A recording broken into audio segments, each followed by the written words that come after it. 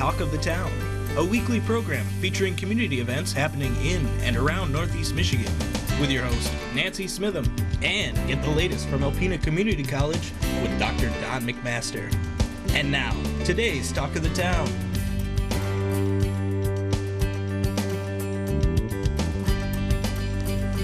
Good morning and welcome to Talk of the Town. I'm Nancy Smitham.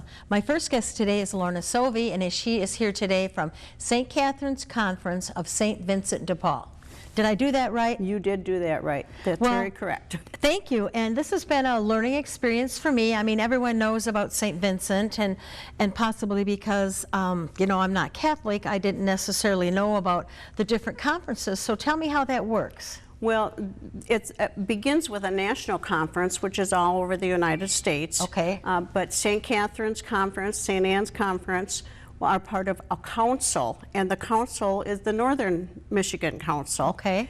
And we were actually formed about 3 years ago. We have a new district manager, not a manager, he's a district vice president. Okay. And we work together.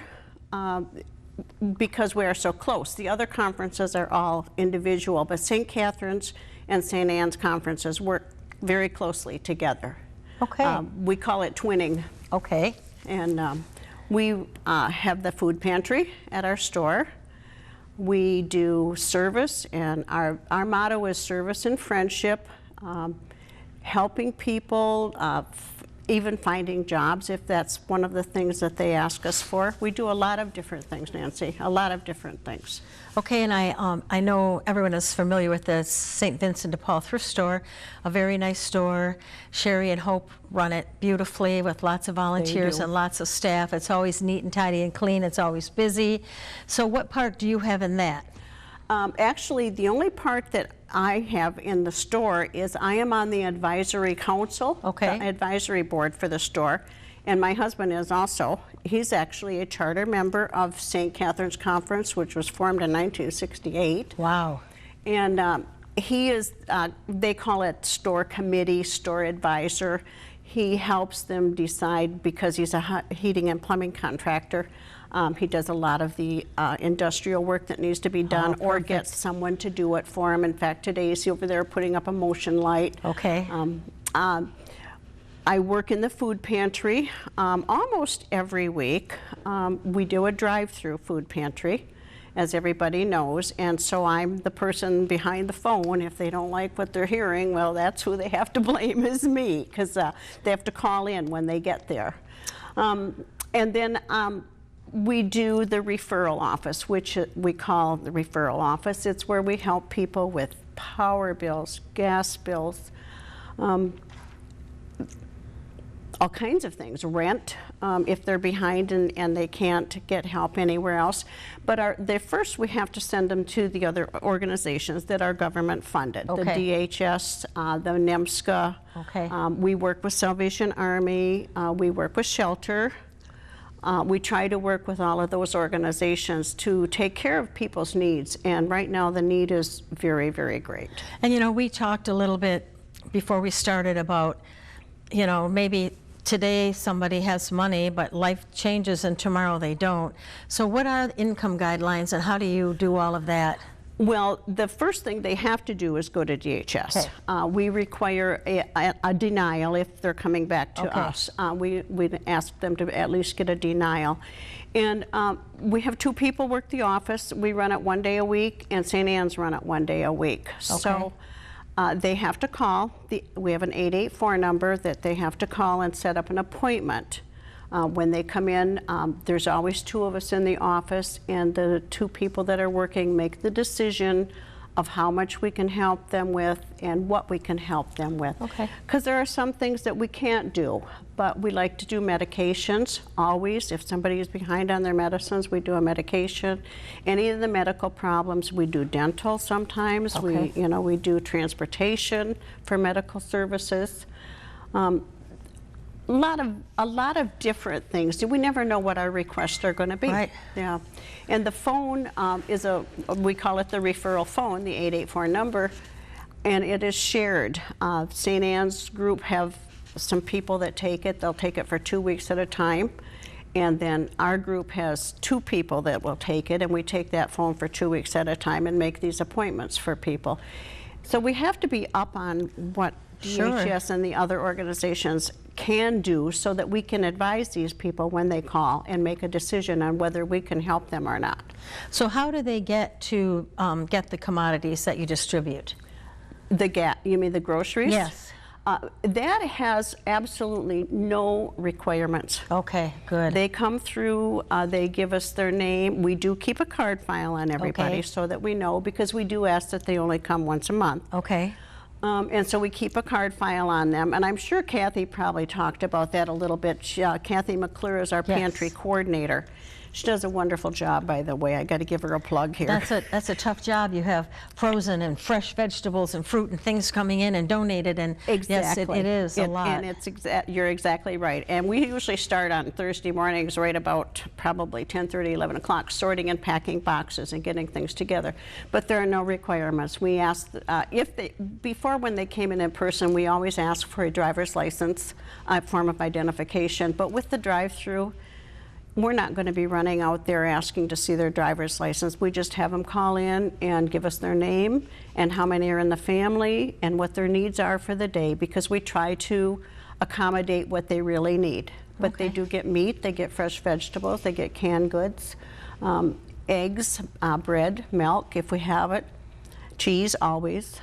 So there's some things that, you know, and it's,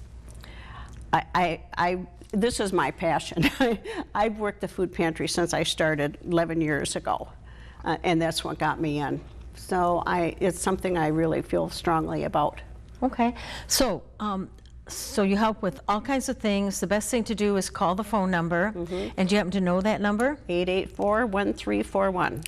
So call 884-1341. Call that phone number. Correct. And then, you know, find out where to go, what to do, and how to do things. Exactly. And what about volunteers? Do you have a need for volunteers? Oh, we have a desperate need for volunteers, especially in the food pantry and in the winter time, because some of us are snowbirds and we're gone.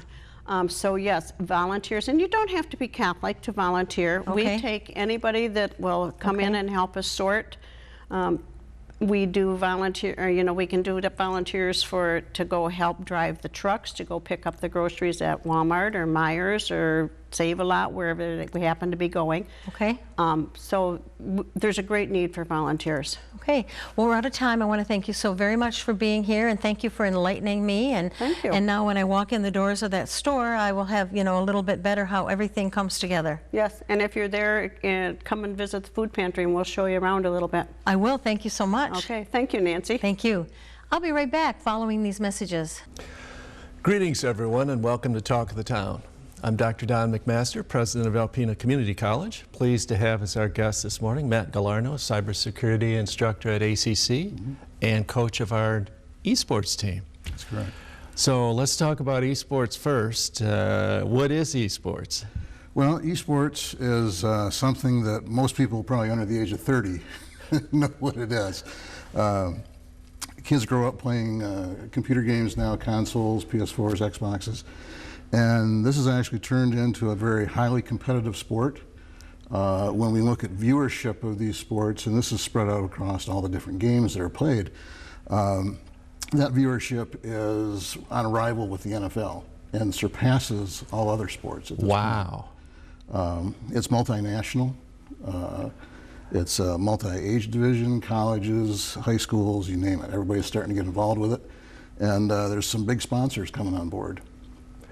So our esports team at ACC would have a group of folks that love gaming, and they aggregate as a team and they compete against other community college teams. Is that how it goes? That's correct. This season, our group is a three-man team.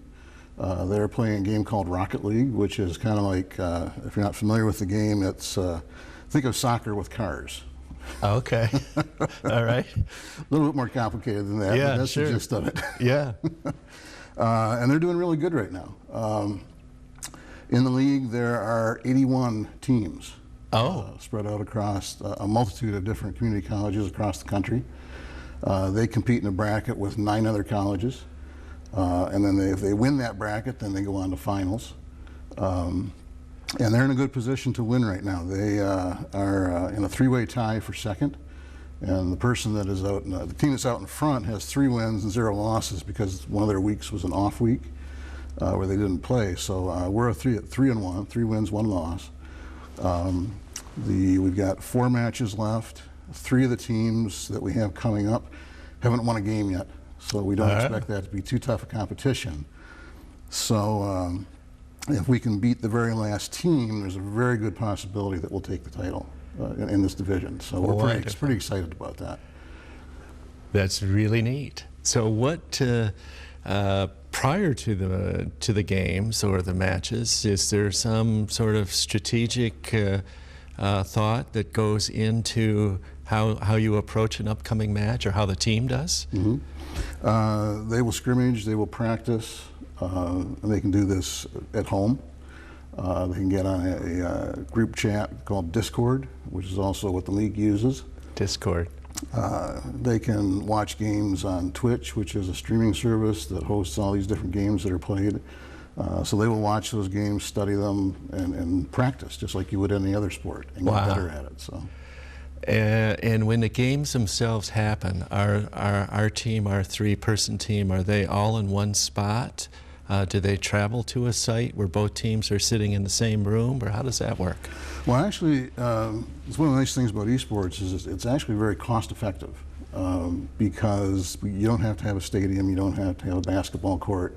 These individuals play from home, use their own systems. Now, some of the colleges, once the esports program gets a little bigger, they will provide a place for them to play and together. But anybody can start out with it, whether high school or college, and as long as you've got a gaming console or a PC, you can jump in and get on board with it. So in some cases, our students are playing in their homes as a team against other teams that are remote as well. Yes, yeah, we're playing across the country.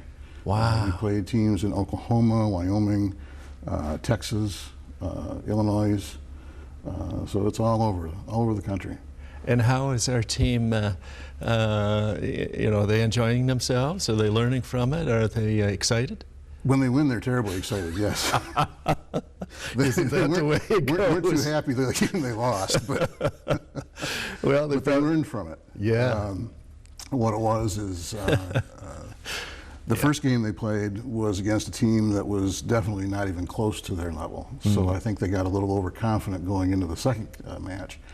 And they basically lost it in overtime. So.